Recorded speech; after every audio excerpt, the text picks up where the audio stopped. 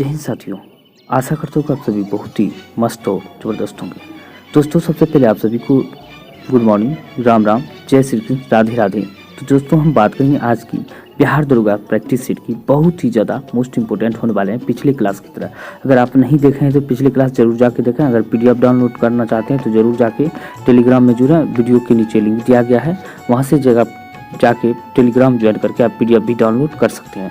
तो बात करते हैं प्रत्येक दिन जो है यानी कि नए से नए प्रैक्टिस सेट चलाने का हम प्रयास करते हैं। किसी दिन जीनियस का, किसी दिन स्पार्क का, किसी दिन रुक्मिणी का, किसी दिन एडुसंधान का, किसी दिन एडिटोरिया का, और किसी दिन जो है इसी तरह का जो है प्रत्येक दिन प्रैक्टिस सेट यानी कि चेंज कर करके दिए जाते हैं। और बात करते हैं बिहार दरोगा की सेट जो तो बहुत ही ज़्यादा इंपॉर्टेंट होने वाले हैं। इसके साथ जो है एक्स्ट्रा डोज डेली वाइज पे भी कराए जाते हैं जो एग्जाम के पॉइंट ऑफ व्यू से महत्वपूर्ण हो। तो चलिए हम बात करते हैं आज की क्लास की मोटिवेशन लाइन की। तो बात करते हैं आपका विश्वास तब तक नहीं हो सकता जब तक कि आपको नहीं लगता कि आप जो कर रहे हैं उससे आपका विश्वास हो रहा है। तो उससे आपका विश्वास हो रहा है। जब तक आप नहीं करते हो तब तक आपको विश्वास नहीं होता, और उसके साथ साथ आपको विकास यानी कि उसमें जो है आपको विश्वास भी करना होगा, तभी आपको लगेगा कि हम जो है अपने कार्य की ओर प्रगति पर है और कार्य हमें मंजिल की ओर ले जा रहे हैं। तो चलिए हम बात करते हैं आज की कुछ एक्स्ट्रा डोज की। हम बात कर लेते हैं सेट स्टार्ट करने से पहले। तो हम बात कर लेते हैं आज की एक्स्ट्रा डोज की। तो देख सकते हैं अब फर्स्ट महिला यानी कि टाटा वुमेन प्रीमियम लीग की बात करें तो पहली बार जो वुमेन प्रीमियर लीग जो है 2023 में आयोजित किए गए, और इसमें जो किसने जीता ये ज़्यादा इंपॉर्टेंट हो जाते हैं। और इसका प्रायोजक कौन रहे, तो इसका जो है स्पॉन्सर रहे थे टाटा जो है, टाटा ने इसका स्पॉन्सरशिप लिया था। 2023 का जो है आईपीएल जो है मुंबई इंडियंस ने दिल्ली कैपिटल्स को हराकर जीते हैं विमेंस प्रीमियम लीग। यानी कि जैसे आईपीएल होता है उसी प्रकार जो है महिला बीपीएल जिसे वुमेन्स प्रीमियम लीग कहते हैं, इसका फुल फॉर्म होता है। और 2023 से जो है स्टार्ट हुआ, पहली बार हुआ है। अब इसमें बात कर क्वेश्चन कौन से मतलब एग्जाम में पूछे जा सकते हैं, तो ज़्यादा मोस्ट इंपोर्टेंट क्या हो सकते हैं। तो ये आपको मुंबई इंडियंस का अगर पूछे कप्तान कौन है तो ये कप्तान आपको पूछ सकते हैं। दूसरा हम बात करते हैं कि इसको जो है तो कौन रहा था, तो हरमनप्रीत कौर जो है मुंबई इंडियंस का कप्तान रहा था। दिल्ली का पूछे तो दिल्ली का कौन हो जाएगा, तो दिल्ली का जो कैप्टन यहाँ पे दिया गया player of the award Mumbai Indians Delhi capital को जीता है। और बात करते हैं ये कौन है, मैंग लेंगनिंग ये दिल्ली कैपिटल का जो कप्तान है मैंग लेंगनिंग। और स्मृति हरमनप्रीत कौर की बात करते हैं, ये जो है मुंबई इंडियंस का कप्तान थे, ये आपको ध्यान रखना है। अब बात कर लेते हैं कि ये दोनों तो अब हो गया कप्तान की। तो बात करते हैं कि इसका जो है मतलब कि मुंबई इंडियंस जो है जैसे कि कितना मतलब टीम था, तो कुल 5 टीम था इसमें, ये आपको ध्यान रखना है। अब बात कर लेते हैं कि पर्पल कप किसने जीता, ये भी आपको ध्यान रखना है। पर्पल कप की बात करें तो हेले मैथ्यूज ने सर्वाधिक विकेट लेकर जो है यानी कि जो सर्वाधिक विकेट लेता है उसे पर्पल कप दिया जाता है। ये हेले मैथ्यूज जो है यहाँ पे नाम दिया गया, हेले मैथ्यूज ने जो है मोस्ट वैल्यूएबल प्लेयर भी घोषित किया गया, और हेले मैथ्यूज ने जो है पर्पल कप भी जीता है। अब बात करते हैं पर्पल कप की, तो अब एक पर्पल कप हो जाता है, दूसरा क्या होता है ऑरेंज कप। ऑरेंज कप किसने जीता है, तो ये आपको ध्यान रखना है। दिल्ली कैपिटल के जो कप्तान रहे थे मैंग लेंगनिंग, इसने ऑरेंज कप जीता है। सर्वाधिक रन बनाने वाले को ऑरेंज कप दिया जाता है, ये आपको ध्यान रखना है। अब बात कर लेते हैं कि इसमें उपविजेता कौन सा रहा है। पहली बार में मुंबई इंडियंस ने जीता है, और दूसरी यानी कि इसका उपविजेता रहा है दिल्ली कैपिटल्स, आपको ध्यान रखना है। तीसरा स्थान यूपी वॉरियर का रहा है जिसका कप्तान हेली हिली है, ये आपको एलिसा हिली है, ये आपको ध्यान रखना है। बस इतना ही एग्जाम में पूछे जा सकते हैं। अब बात करते हैं और भी इम्पोर्टेंट क्वेश्चन की। अब एक और इम्पोर्टेंट क्वेश्चन है 13वीं IBA महिला विश्व मुक्केबाजी चैंपियनशिप 2023, यानी कि 13वां जो है जो IBA जो है यानी कि अंतर्राष्ट्रीय मुक्केबाजी संघ जिसको IBA कहते हैं, इसका फुल फॉर्म क्या होता है, अंतर्राष्ट्रीय मुक्केबाजी संघ जो है 13वें नंबर का अगर पूछे 2023 में कौन से नंबर का हुआ, 13वें नंबर का हुआ है। आप बात कर लेते हैं यह जो हुआ कहाँ में, दिल्ली का जाधव इंडोर हॉल में आयोजित किया गया था। ये भी आपको ध्यान रखने हैं। 23 में 13वें क्रम का हुआ है, यानी कि 4 स्वर्ण पदक के साथ जो पदक तालिका में शीर्ष पर रहा है। कौन शीर्ष पर रहा है, भारत रहा है। यहाँ पे देख सकते हैं 4 स्वर्ण पदक जीतकर भारत जो शीर्ष पर रहा है पहले नंबर पर, और दूसरे नंबर पर कौन रहा है, चीन रहा है, तीसरे पर रूस रहा है। ये आपको ध्यान रखना है, जो भारत पहले है ये आपको ध्यान रखना है कि बहुत ज़्यादा मोस्ट इंपोर्टेंट हो सकते हैं। भारत पहले स्थान पर आता है, यानी कि भारत जो 2023 में अंतर्राष्ट्रीय मुक्केबाजी संघ में महिला विश्व कप चैंपियनशिप में जो बात करते हैं 13वें संस्करण में 4 स्वर्ण पदक जीतकर जो है पहले नंबर पर आ गया है।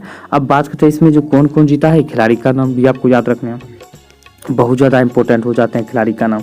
तो भारतीय स्वर्ण पदक विजेता देख सकते हैं स्वीटी बुरा जो है श्रेणी लाइट हैवी वेट श्रेणी में इन्होंने जीता है, किसमें 81 kg में जो है स्वर्ण पदक जीता है। उसी बात दूसरी नंबर बात करते हैं लवलीना बोरगोहन की बात करते हैं, 75 kg में जो है मिडिल वेट श्रेणी में जो इन्होंने जो है स्वर्ण पदक जीता है। 50 kg निखत जरीन, बहुत ज़्यादा इंपॉर्टेंट निखत जरीन है, ये आपको ध्यान रखना, एग्जाम में छपने वाले क्वेश्चन निखत जरीन है, यानी कि मेरी कॉम के बाद जो दूसरा सबसे ज़्यादा स्वर्ण पदक जीतने वाली खिलाड़ी बनी है निखत जरीन, यानी किसका जो है श्रेणी की बात करें तो 50 kg में जो है 50 kg में जो है श्रेणी लाइट फ्लाई वेट में इन्होंने 50 kg में जो है जीता है स्वर्ण पदक। नीतू घंघास की बात करें तो 48 kg में बात करते श्रेणी मिनिमम वेट में इसने जीता है स्वर्ण पदक जीता है।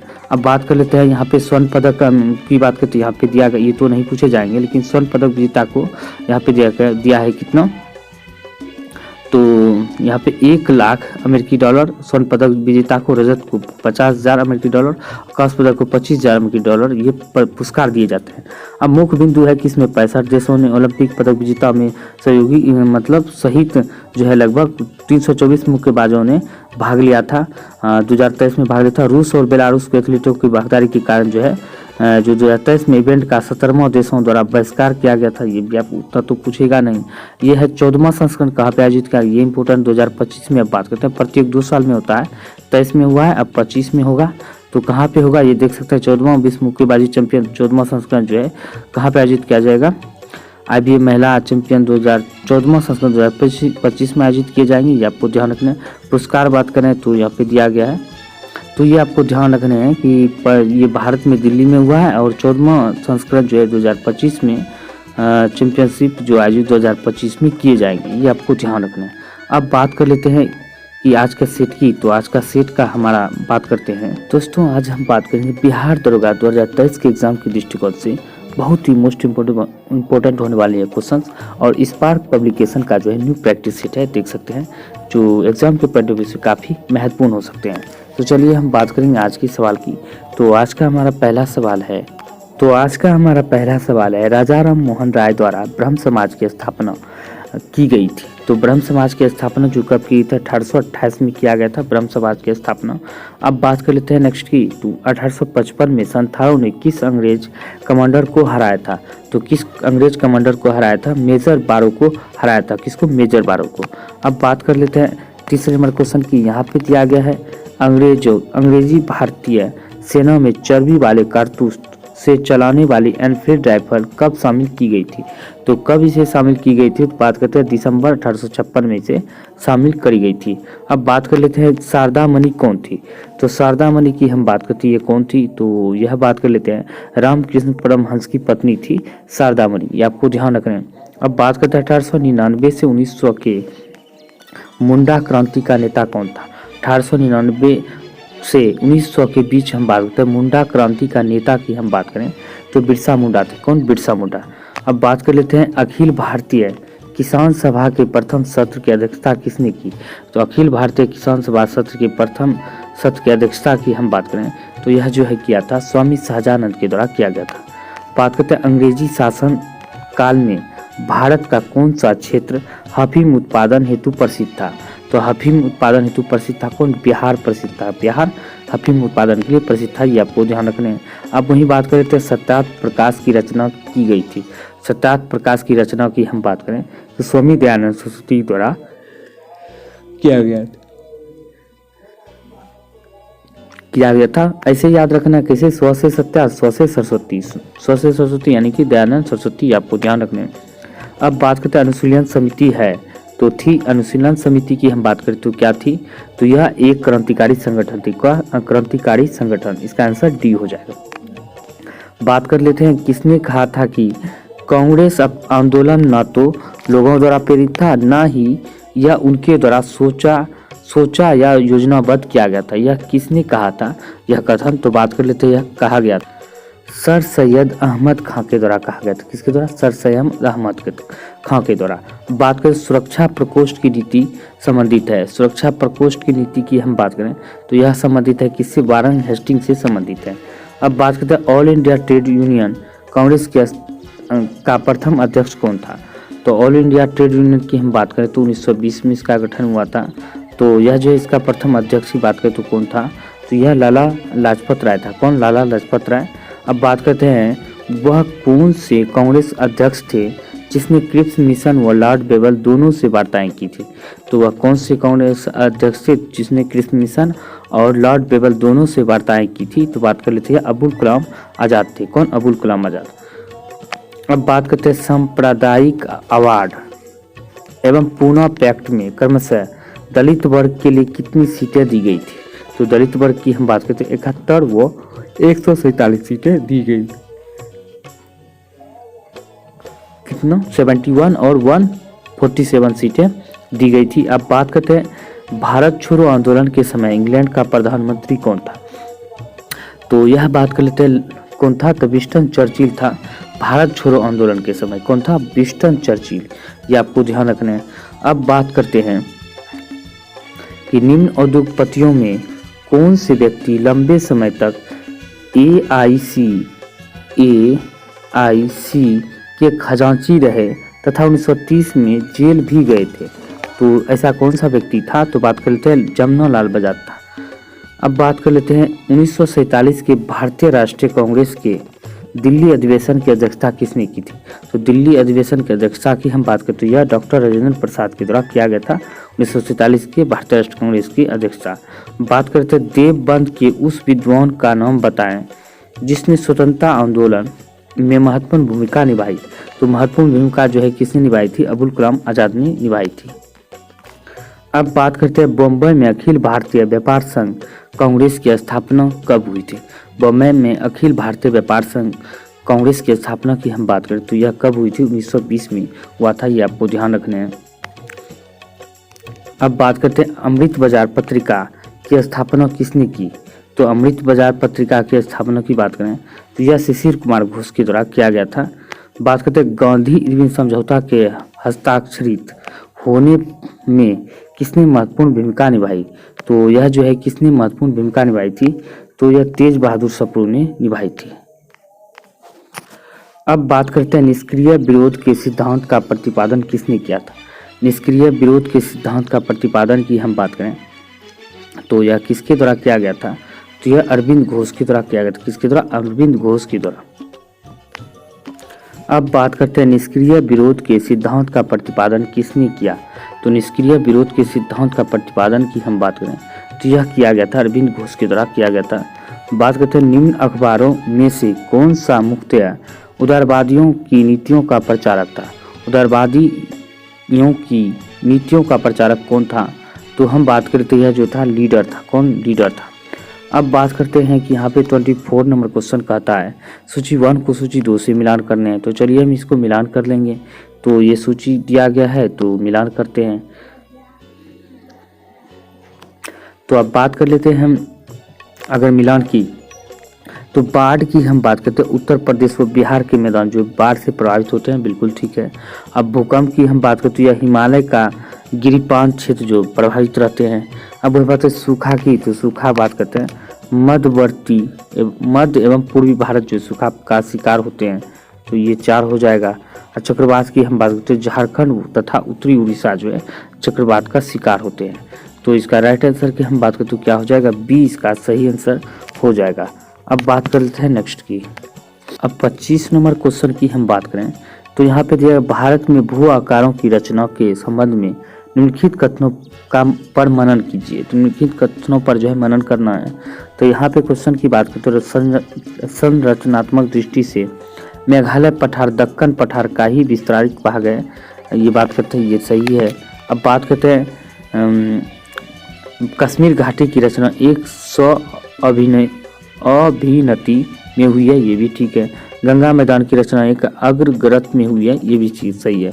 इसका सही आंसर की हम बात करें यानी कि चौथा नंबर हम बात करते हैं हिमालय की उत्पत्ति भारतीय प्लेट, यूरोपीय प्लेट की तथा चीनी प्लेट के त्रिकोणीय अभिसरण के फलस्वरूप हुआ है। तो ये 4 नंबर क्वेश्चन की बात तो ये गलत हो जाएगा। तो इसका सही आंसर की बात करते हैं 1, 2, 3 जो है सही है, 4 नंबर गलत है। तो राइट आंसर ये हो जाएगा। बात करते हैं भारत का कौन सा राज्य सर्वाधिक अभ्रक उत्पादन करता है? तो सर्वाधिक अभ्रक जो उत्पादन करता है आंध्र प्रदेश। कौन से? अ से अभ्रक, अ से आंध्र प्रदेश। ऐसे भी आपको ध्यान रखने हैं। अब बात कर लेते हैं भारत का पर कतिपय, बात करते हैं भारत में कतिपय लो इस्पात संयंत्र पश्चिमी तट से होकर आयोजित किए गए हैं। इस उद्योग के ऐसे अवस्थिति स्थित्यांतरण का प्रमुख कारण क्या है? तो इसका प्रमुख कारण की हम बात करें तो क्या होगा? पश्चिमी, यानी कि इसमें जो है राइट आंसर की बात करें पश्चिमी, यानी कि गोवा एवं मध्य प्रदेश के कुछ भागों में उत्तम श्रेणी के लो अयस्क निक्षेपों का मिलना तथा इस क्षेत्र में इस्पात निर्यात की तुलनात्मक सुविधा। तो इसका सही आंसर की बात करें तो बी इसका सही आंसर होगा। अब बात कर लेते हैं 28 नंबर क्वेश्चन की। यहाँ पे दिया गया भारत में ऊर्जा उत्पादन एवं उपभोग के संबंध में निम्नलिखित में से कौन सा कथन सही है? तो निम्नलिखित में से कौन सा कथन सही है? तो बात कर लेते हैं भारत में ऊर्जा का उपयोग करने वाला प्रमुख क्षेत्र उद्योग है। क्या है? प्रमुख क्षेत्र क्या है? उद्योग है। इसमें ऊर्जा का जो है प्रमुख उपयोग करने वाला क्षेत्र उद्योग होता है भारत में। बात करते हैं भारत में यानी कि सबसे छोटा दिन कब होता है? यहाँ पे दिया गया सबसे छोटा दिन कब होता है, तो बात कर लेते हैं इसमें सबसे छोटा दिन की। तो 22 दिसंबर को सबसे छोटा दिन होता है। अब आपको कमेंट करके बताना है सबसे बड़ा दिन कब होता है। कब होता है? 21 तारीख को होता है। अब किस महीने में होता है ये आपको कमेंट करके जरूर बताने हैं। बात करते हैं सूर्य ग्रहण तब होता है जब, सूर्य ग्रहण कब होता है? जब क्या होता है? जब चंद्रमा बीच में आता है। चंद्रमा जब बीच में आएगा, सूर्य और पृथ्वी के बीच चंद्रमा आ जाता है तो सूर्य ग्रहण लगता है। अगर सूर्य और चंद्रमा के बीच में आता है पृथ्वी, तो क्या होता है? ये चंद्र ग्रहण लगता है। पृथ्वी बीच में आएगा चंद्र ग्रहण, और चंद्रमा बीच में आएगा तो सूर्य ग्रहण लगता है। ये आपको ध्यान रखना है। अब चंद्र ग्रहण की बात करें तो कब लगता है? तो ये पूर्णिमा के दिन लगता है। और सूर्य ग्रहण की बात करते हैं अमावस्या के दिन लगता है। ये आपको ध्यान रखना है। अब बात कर लेते हैं इजराइल की उभयनिष्ठ सीमाएं हैं। तो इजराइल की सीमा जो है किन किन देशों से लगती है? तो ये हम बात करते हैं लेबनान, सीरिया, जॉर्डन तथा मिस्र के साथ जो इजराइल की सीमा लगते हैं। ये आपको ध्यान रखते हैं। इसका मतलब उभयनिष्ठ का मतलब होता है सीमा लगते हैं। अब वही बात कर लेते हैं, यहाँ पे मैप दिया गया है 64,000 किलोमीटर लंबाई एवं 2,000 किलोमीटर से 2,400 किलोमीटर चौड़ाई वाला एक कटक उत्तरी एवं दक्षिणी अटलांटिक महासागरीय द्रोणियों के मध्य से गुजरता हुआ हिंद महासागरीय द्रोणी और फिर ऑस्ट्रेलिया तथा अंटार्कटिका के बीच से दक्षिण प्रशांत महासागरीय द्रोणी में प्रवेश करता है। तो यह कटक क्या है? तो यह जो मैथ नहीं है, यह एक तरह से सवाल है। तो देख सकते हैं मेरे मन में लगा कि यह मैथ है। तो इसका हम आंसर की हम बात करें तो इसका क्या आंसर हो जाएगा? यानी कि डॉल्फिन चैलेंजर कटक हो जाएगा। क्या होगा? Dolphin challenger Cuttack. इसमें जो थोड़ा धुंधला दिखेगा, लेकिन यहाँ पे सी नंबर क्वेश्चन आंसर दिया गया है डॉल्फिन चैलेंजर कटक है। ये आपको ध्यान रखना है। अब बात करते हैं महासागर में ऊंची जल कैसे उठती है? महासागर में ऊंची जल तरंग कैसी उठती है? तो ऊंची जल तरंग की हम बात करते तो महासागर में जो उठती है, यह उठती है किसके कारण? जो हम बात करते हैं यह कारण होता है चंद्रमा के कारण। किसके? चंद्रमा के कारण। अब यहाँ पे दिया गया सूची 1 को सूची 2 से मिलान करना है। तो सूची 1 को सूची 2 से मिलान कर लेते हैं। चलिए मिलान कर लेते हैं क्या होगा। तो इसका सही आंसर की हम बात करें तो सही आंसर क्या होने वाले हैं? तो इसका आंसर की हम बात करें तो यहाँ पे देखिए, चलिए मिलान कर लेते हैं। तो इसका मिलान करने से पहले देख लेते हैं क्या होने वाले हैं। तो बात करते हैं यूरोपियन ट्रांस कॉन्टिनेंट रेल मार्ग की बात करें, या पेरिस से कहाँ तक है? बारसा तक। अब वही बात करें ट्रांस इंडियन रेल मार्ग की बात करें, ट्रांस इंडियन रेल मार्ग की बात करें तो यह ब्यूनस आयर्स से लेकर वाल पराइजो तक है। कहाँ से? ब्यूनस आयर्स से लेकर वाल पराइजो तक है। अब वही बात कर लेते हैं कि ट्रांस साइबेरियन रेल मार्ग की बात करें तो यह कहाँ तक है? लेनिनग्राड से व्लादिवोस्तोक तक है। अब ओरिएंटल एक्सप्रेस की हम बात करें तो यह कहाँ तक है? पेरिस से लेकर इस्तांबुल तक है। तो इसका राइट आंसर बी हो जाएगा। अब बात करते हैं नेक्स्ट की। अब बात करते हैं 35 क्वेश्चन की। अब क्वेश्चन में थोड़ा धुंधला आप कम दिखेंगे क्योंकि अच्छे उस जगह जो है थोड़ा जो है स्कैन करने में जो है गड़बड़ हो गया था। अब बात करते हैं समुद्र तल पर पृथ्वी के केंद्र के सबसे निकट स्थान है। समुद्र तल पर हम बात करें पृथ्वी के केंद्र के सबसे निकट स्थान की बात करें तो यह क्या स्थान हो जाएगा? तो यह स्थान है उत्तरी ध्रुव। क्या है उत्तरी ध्रुव। बात करते हैं गुलाम वंश का प्रथम शासक कौन था।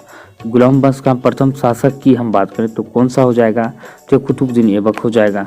अलाउद्दीन खिलजी के आक्रमण के समय देवगिरी का शासक कौन था, तो देवगिरी की शासक की बात करें तो कौन था, तो रामचंद्र देव था। बात करते हैं सभी भक्ति संतों के मध्य एक समान विशेषता थी कि उन्होंने क्या थी, एक समान विशेषता, उन्होंने अपनी वाणी को उसी भाषा में लिखा जिससे उनके भक्त समझते थे। इसका सही आंसर ये हो जाएगा। अब बात करते हैं भारत में सर्वोच्च जनसंख्या वृद्धि के इतिहास में कौन सा वर्ष महान विभाजक वर्ष कहलाता है, तो 1921 जो महान विभाजक वर्ष जनसंख्या कहलाता है। बात करते हैं भारत के संविधान में निम्न में से कौन सा अनुच्छेद प्रेस की स्वतंत्रता से संबंधित है, तो बात करते हैं 19 जो है प्रेस की स्वतंत्रता से संबंधित है। अब क्वेश्चन 46 नंबर का आता है भारत का राष्ट्रपति किसके द्वारा हटाया जा सकता है, तो यह हटाया जा सकता है किसके द्वारा, सांसद के द्वारा महाभियोग प्रक्रिया से हटाया जा सकता है। अब बात करते हैं लोकसभा में राज्यवार सीटों का आवंटन 1971 की जनगणना पर आधारित है। यह निर्धारित किस वर्ष तक यथावत रहने वाला है, 2026 तक जो है यथावत रहने वाले हैं। बात करते हैं राज्यसभा में राष्ट्रपति द्वारा कितने सदस्य मनोनीत किए जाते हैं। राज्यसभा में बात करें राष्ट्रपति द्वारा जो है कितने सदस्य मनोनीत किए जाते हैं, 12 सदस्य मनोनीत जाते हैं। 2 जो है लोकसभा में किए जाते थे, लेकिन अब जो है 104वां संविधान संशोधन द्वारा यह खत्म कर दिया गया। अब बात करते हैं विधानसभा में 1 किए जाते थे, ये भी लोकसभा और विधानसभा दोनों को यह प्रावधान जो 104वें संविधान संशोधन द्वारा खत्म कर दिए गए। ये आपको ध्यान रखने हैं, सिर्फ अब राज्यसभा में ही मनोनीत किए जाएंगे और लोकसभा विधानसभा में नहीं। अब बात करते हैं भारत का प्रधानमंत्री मुखिया है, तो भारत का प्रधानमंत्री जो होता है मुखिया किसका होता है, केंद्रीय सरकार का होता है। किसका, केंद्र सरकार का। बात करते हैं निम्नलिखित में से कौन सा विषय समर्थित सूची में है, समर्थित सूची में हम बात करते हैं कृषि है। अब वही बात करते हैं जम्मू एवं कश्मीर के राज्यपाल की नियुक्ति कौन करता है, तो जम्मू एवं कश्मीर के राज्यपाल की नियुक्ति की बात करते हैं भारत के राष्ट्रपति करते हैं, ये आपको ध्यान रखना है। बात करते हैं हाल ही में किस देश में हिंदुओं को विश्व मंदिर में 20 वर्ष बाद पूजा की अनुमति मिली है, तो 20 वर्षों के बाद जो हिंदुओं को पूजा करने की अनुमति मिली है पाकिस्तान में मिली है। अब बात करते हैं निम्नलिखित में से किसको संविधान द्वारा मौलिक अधिकारों को लागू करने की शक्ति दी गई है, तो लागू करने की शक्ति की बात करते हैं यह सर्वोच्च न्यायालय एवं उच्च न्यायालय को दी गई है। बात करते हैं जिस समिति की सिफारिश पर भारत में पंचायती राज की स्थापना की गई उसका अध्यक्ष कौन था, तो उसका अध्यक्ष की बात करें तो यह कौन था, तो बलवंत राय मेहता था, जिसने त्रिस्तरीय पंचायती राज की अवधारणा दिया था। 2 स्तरीय पंचायती राज की अवधारणा अशोक मेहता के द्वारा दिया गया था, ये आपको ध्यान रखना है। अब बात करते हैं पंचायती राज के चुनाव कराने हेतु निर्णय किसके द्वारा लिए जाते हैं, तो यह निर्णय जो लिए जाते हैं तो पंचायती राज चुनाव कराने का तो राज्य सरकार के द्वारा लिए जाते हैं, ये आपको ध्यान रखने हैं। अब बात कर लेते हैं निम्नलिखित में से किस संविधान संशोधन अधिनियम को लघु संविधान कहा जाता है, तो लघु संविधान की बात करते हैं 42वें संविधान संशोधन को कहा जाता है। बात करते हैं भारत में पंचायती राज व्यवस्था सर्वप्रथम राजस्थान और 10 राज्य में आरंभ हुई थी, तो राजस्थान और किस राज्य में आरंभ हुई थी, आंध्र प्रदेश में। जैसे जैसे अर्थव्यवस्था विकसित होती है राष्ट्रीय आय में तृतीय क्षेत्र का अंश क्या होता है, तो जैसे जैसे अर्थव्यवस्था विकसित होता है राष्ट्रीय आय में तृतीय क्षेत्र का जो अंश क्या होता है, तो यह बढ़ता जाता है। क्या होता है, बढ़ता जाता है। अब बात करते हैं भारत में राष्ट्रीय आय समंकों का आकलन किसके द्वारा किया जाता है, भारत में राष्ट्रीय आय समंकों का आकलन की हम बात करें तो यह किया जाता है केंद्रीय सांख्यिकी संगठन द्वारा यानी कि CSO द्वारा किया जाता है, ये आपको ध्यान रखना है। बात कर लेते हैं निम्नलिखित में से भारत की राष्ट्रीय आय सबसे प्रमुख स्रोत क्या है, भारत के राष्ट्रीय आय की प्रमुख स्रोत की बात करते हैं सेवा क्षेत्र है, सबसे ज़्यादा होता है। पहले जो प्राथमिक क्षेत्र का राष्ट्रीय आय में सर्वाधिक योगदान हुआ करता था, लेकिन अभी जो है वर्तमान में सेवा क्षेत्र का सर्वाधिक योगदान होता है, ये आपको ध्यान रखना है। अब बात करते हैं आर्थिक नियोजन विषय है, तो आर्थिक नियोजन की हम बात करते हैं ये किसका विषय है, तो यह किसका विषय है, समर्थित सूची का है। अब बात करते हैं दूसरी पंचवर्षीय योजना की रूपरेखा किसने तैयार किया था, तो दूसरी पंचवर्षीय योजना की रूपरेखा की हम बात करते हैं PC महालनोबिस के द्वारा तैयार किया गया था। अब बात करते हैं राष्ट्रीय कृषि और ग्रामीण विकास यानी कि नाबार्ड की स्थापना किस पंचवर्षीय योजना की अवधि में की गई थी, तो हम बात करें तो यह की गई थी 6ठी पंचवर्षीय योजना। भारत के आर्थिक सुधार का जनक किसे कहा जाता है, भारत के आर्थिक सुधार का जनक की बात करें तो यह मनमोहन सिंह के द्वारा किया जाता है। भारत में सबसे अधिक कॉफी उत्पादन करने वाला राज्य कौन सा है? भारत में सबसे अधिक कॉफी उत्पादन करने वाला राज्य की बात करें तो कर्नाटक है। अगर वहीं चाय की बात करें तो सर्वाधिक चाय उत्पादन असम की है। सबसे अधिक मसाला उत्पादन किसमें होता है? केरल में होता है। ये भी आपको ध्यान रखना है। अब यहाँ पे 61 क्वेश्चन कह रहा है कि निम्न कथनों पर मनन कीजिए तथा नीचे दिए गए कूट का प्रयोग कर सही उत्तर का चयन करें। तो सही उत्तर का को चयन करना 61 की सही उत्तर की हम बात करें तो क्या हो जाएगा? तो यहाँ दिया है गत सदी में 80 के दशक तक भारतीय उद्योगों ने उपभोक्ता वस्तु उद्योगों से मूलभूत व पूंजीगत वस्तु उद्योग की ओर संरचनात्मक स्थानांतरण की स्पष्ट प्रवृत्ति को परिलक्षित किया है। तो ए नंबर हो गया। अब आर की हम बात करें तो इसका कारण जो है कथन तो ये हो गया। अब बात करते हैं इस अवधि के दौरान उपभोक्ता वस्तुओं की मांग में कमी आई। उपभोक्ता वस्तुओं की मांग में कमी आई तो इसका सही आंसर की हम बात करें तो क्या होने वाला है? तो ए सही है परंतु आर गलत है। इसका राइट आंसर सी हो जाएगा। ए का व्याख्या कथन जो है सही दिया गया लेकिन आर इसका कारण जो है गलत दिया गया, ये आपको ध्यान रखना है। अब बात करते हैं 62 क्वेश्चन की। तो यहाँ पे दिया गया है पास्चुराइजेशन एक प्रक्रिया है जिसमें क्या होता है? तो जिसमें हम बात कर लेते हैं क्या होना चाहिए। तो इसका सही आंसर की बात करें तो दूध को पहले बहुत देर तक गर्म किया जाता है और एक निश्चित समय में अचानक ठंडा कर दिया जाता है। इसका राइट आंसर सी हो जाएगा। अब बात करते हैं निम्नलिखित में कौन सा एक राजकोषीय नीति यानी कि फिस्कल पॉलिसी का उपकरण नहीं है? तो कौन सा नहीं है? तो हम बात करते हैं इसका राइट आंसर की तो सी यानी कि ब्याज दर नहीं है। बात करते हैं निम्नलिखित प्रत्यक्ष करों में से किस कर से सरकार को अधिकतम राजस्व की प्राप्ति होती है? तो किससे सरकार को अधिकतम राजस्व की प्राप्ति होती है? तो निगम कर से होती है। बात करते हैं भारत में चालू मूल्यों पर प्रति व्यक्ति न्यूनतम आय वाला राज्य क्या है? तो चालू मूल्यों पर जो है प्रति व्यक्ति न्यूनतम आय वाला राज्य की बात करते तो बिहार है। अब बात करते हैं वैज्ञानिक अल्बर्ट आइंस्टीन प्रसिद्ध है। तो वैज्ञानिक अल्बर्ट आइंस्टीन की बात करें तो यह किस क्षेत्र में फेमस है? तो यह फेमस है प्रकाश विद्युत प्रभाव के लिए जो खोज किया था इसके के लिए इसे जाना जाता है। इसे नोबेल पुरस्कार भी मिला था। बात करते हैं चुने हुए देशों की अर्थव्यवस्था के संबंध में इनमें से कौन सा कथन सही नहीं है? तो कौन सा कथन सही नहीं है? तो चुने हुए देशों के बारे में तो इसका राइट आंसर की हम बात करें तो इसका सही आंसर डी हो जाएगा। भेड़ की संख्या विश्व की 4% होते हुए भी न्यूजीलैंड विश्व के निर्यात का 2/3 भेड़ मांस तथा 1/6 भाग ऊन का निर्यात करता है। ये आपको ध्यान रखना है। इसका आंसर डी होगा। लोलक की काल अवधि निर्भर करती है। तो लोलक की काल अवधि की बात करती है लंबाई पर निर्भर करती है। अब बात करते हैं जब विद्युत ऊर्जा गति में परिवर्तित होती है तब क्या होता है? विद्युत ऊर्जा जो गति में परिवर्तित होती है तब क्या होती है? कोई ऊष्मा की हानि नहीं होती है। तो क्या होता है? ऊष्मा की हानि नहीं होता है। अब बात करते हैं प्रकाश में 7 रंगे होते हैं, रंगों को अलग करने का क्या तरीका है? प्रकाश में 7 रंगे होते हैं और रंगों को अलग करने का तरीका बात करते हैं। एक प्रिज्म से रंगों को अलग अलग किया जा सकता है। किसके? प्रिज्म से होकर किया जा सकता है। अब वही बात करते हैं चुंबकीय सुई किस तरफ संकेत करती है? तो चुंबकीय सुई की हम बात करती है उत्तर की ओर संकेत करती है। जब आप एक चुंबकीय सुई जो ऊपर में लटका दिया जाता है तो उत्तर दक्षिण दिशा की ओर यह घूर्णन करती है। आपको ध्यान रखना है। बात करते हैं पीतल में कौन सी धातुएं होती है? पीतल यानी कि पिताजी, इसका ट्रिक होता है, इसको याद रखना है, तांबा और जस्ता। पिताजी, पी से पीतल, ता से तांबा, जा से जस्ता, ये आपको ध्यान रखना है।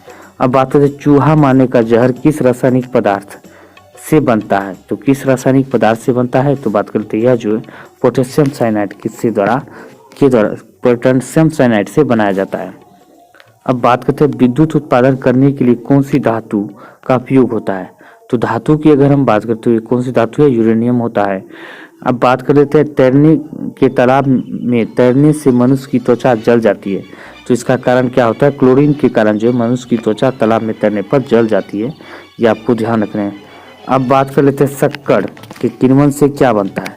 तो शक्कर की किण्वन से हम बात करते हैं क्या बनता है? इथाइल अल्कोहल बनता है। क्या होता है? Ethyl alcohol. इसका राइट आंसर ए हो जाएगा।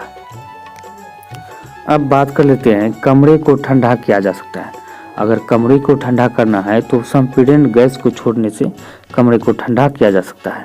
बात करते हैं श्वेत प्रकाश को नली में कैसे पैदा करते हैं? तो श्वेत प्रकाश को नली में हम बात करते हैं इसको पैदा कैसे करते हैं? तो तंतु को गर्म करके पैदा करते हैं। अब बात करें सोने को घोला जा सकता है, तो सोने को हम बात करें सल्फ्यूरिक तथा नाइट्रिक एसिड के मिश्रण में घोला जा सकता है। इसका राइट आंसर सी हो जाएगा। अब बात कर लेते हैं हाइड्रोजन को जलाने से क्या बनेगा। तो हाइड्रोजन को जलाने से बात करते हैं पानी बनता है। क्या बनता है? पानी। हीमोग्लोबिन में कौन सी धातु होती है? तो हीमोग्लोबिन की हम बात करते हैं लोहा धातु होती है। पर अब बात करते हैं एस्पिरिन कहाँ से मिलती है। तो एस्पिरिन की हम बात करते हैं, यह मिलती है एसिडों की रासायनिक अभिक्रिया से। किससे? एसिडों की रासायनिक अभिक्रिया से हम बात करते हैं एस्पिरिन बनती है। गेहूं की खेती के लिए कौन सा उर्वरक उपयोग करेंगे? तो गेहूं की खेती के लिए बात करें तो यह नाइट्रोजन उपयोग करते हैं, ये आपको ध्यान रखना है। अम्ल वर्षा होती है, तो अम्ल वर्षा की हम बात करें तो यह होने का क्या कारण होता है? तो कारखानों से निकलने वाले जितने भी प्रदूषण होते हैं, यानी कि गैसें होते हैं, उसके कारण जो है अम्ल वर्षा होते हैं। नाइट्रोजन और सल्फर डाइऑक्साइड के कारण जो है ये वर्षा होती है वायु में अधिक मात्रा बढ़ने से। ये आपको ध्यान रखना है। अब बात करते हैं बिहार में 1857 क्रांति के नेता कुंवर सिंह का देहांत कब हुआ था। तो कुंवर सिंह की देहांत की बात करते हैं, यह कब हुआ था? 9 मई 1858 में कुंवर सिंह का जन्म, यानी कि जन्म नहीं मृत्यु हुआ था। ये आपको ध्यान रखना है।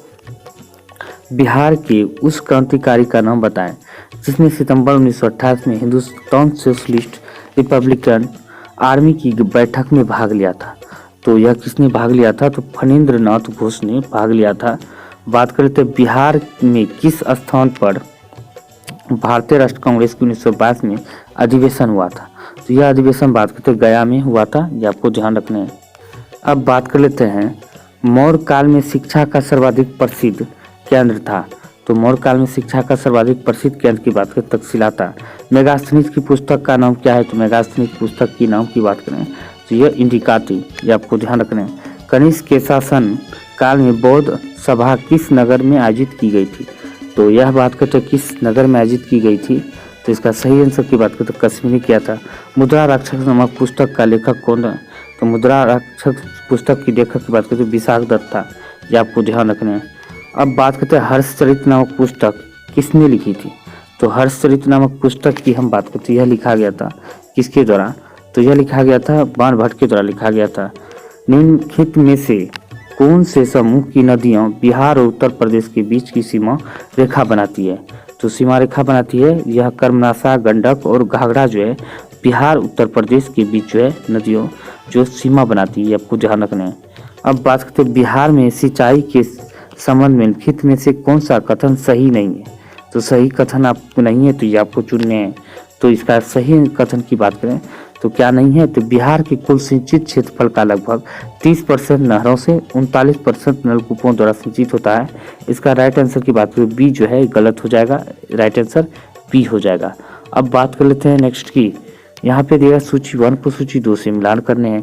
तो देख सकते हैं सूची 1 सूची 2 को मिलान करने हैं। तो चलिए हम इसको मिलान कर लेते हैं।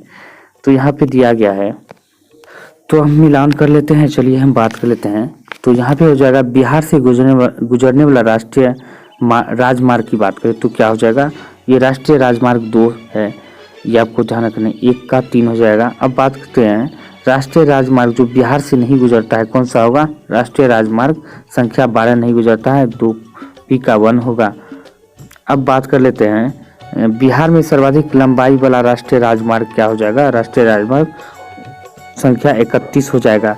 बात करते हैं प्रस्तावित राष्ट्रीय राजमार्ग जो बिहार के लिए नहीं है तो बात कर लेते हैं क्या हो जाएगा? राष्ट्रीय राजमार्ग 87 जो है बिहार के लिए नहीं है। तो इसका राइट आंसर की बात करें ये इसका सही आंसर हो जाएगा। अब बात करते हैं महावीर स्वामी का जन्म कहाँ हुआ था? तो महावीर स्वामी का जन्म की हम बात करते यह हुआ था कुंडल ग्राम में हुआ था।